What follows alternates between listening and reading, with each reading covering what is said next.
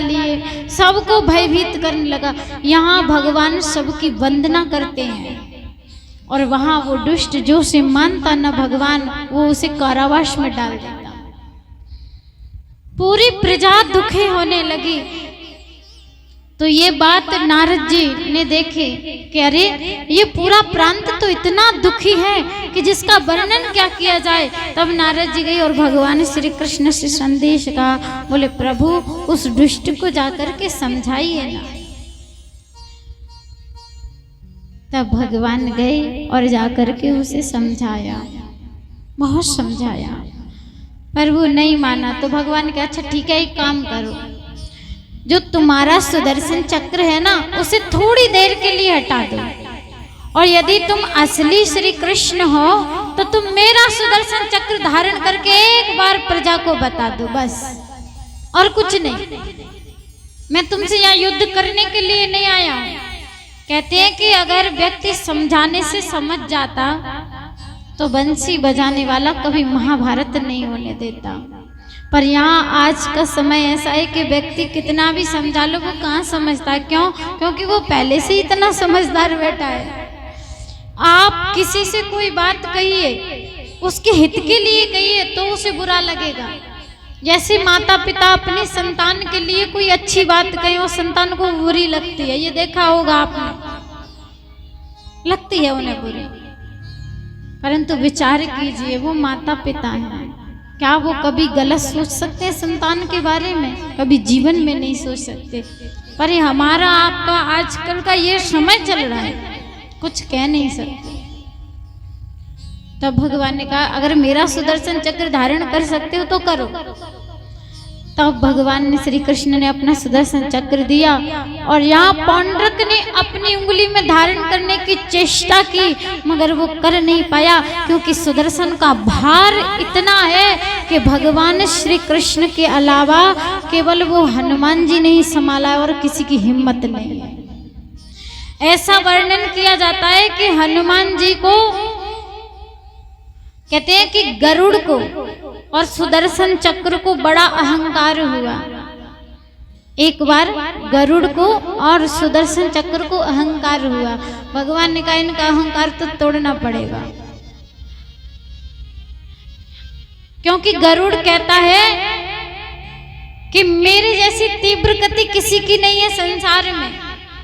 मेरी इतनी तीव्र गति है कि कोई मेरी गति के सामने आ ही नहीं सकता। और सुदर्शन चक्र को अहंकार इतना है कि मेरा भार, मेरे प्रकाश को कोई सहन नहीं कर सकता। भगवान ने कहा तोड़ना तो पड़ेगा ही। तो गरुड़ से कहा सुनो गरुड़, तुम जाओ और जाकर के हनुमान जी को बुला करके लाओ। आज मुझे मेरे हनुमान की बहुत याद आ रही है, वर्ष हो गए उससे मिले, मेरे हनुमान को बुला लाओ। गरुड़ गए तीव्र गति से गरुड़, और जाकर के भगवान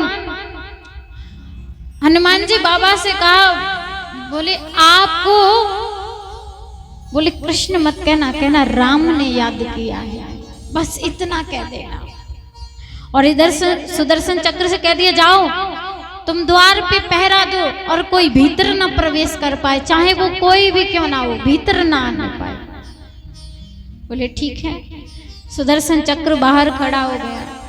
गरुड़ बुलाने गया और जैसे ही गरुड़ ने जाकर के कहा कि हनुमान तुम्हें राम ने याद किया है, इतना सुना कि हनुमान जी की इतनी तीव्र गति कि जो गरुड़ लेने आया था वो कोसों दूर रह गया, पीछे ही रह गया, और हनुमान जी द्वार पे पहुंच गए एक पल में। वहां गरुड़ का अहंकार टूट गया। बोले मैंने सोचा कि मेरा ही तीव्र गति है, लेकिन हनुमान जी, बोले इनके आगे तो, तभी तो उनका नाम है पवन, पवन के समान पहुंच गए। और जैसे ही जाकर के द्वार पे पहुंचे तो द्वार पे सुदर्शन चक्र खड़ा है। बोले कहाँ जा रहे हो? बोले मेरे राम ने मुझे बुलाया है, भैया आज्ञा दीजिए हम भीतर जाएं। सुदर्शन चक्र तो अड़ गए। बोले हमारे प्रभु ने कहा है कि कोई भी आए उसे भीतर मत आने देना, इसलिए मैं किसी को भी भीतर जाने की अनुमति नहीं दे सकता।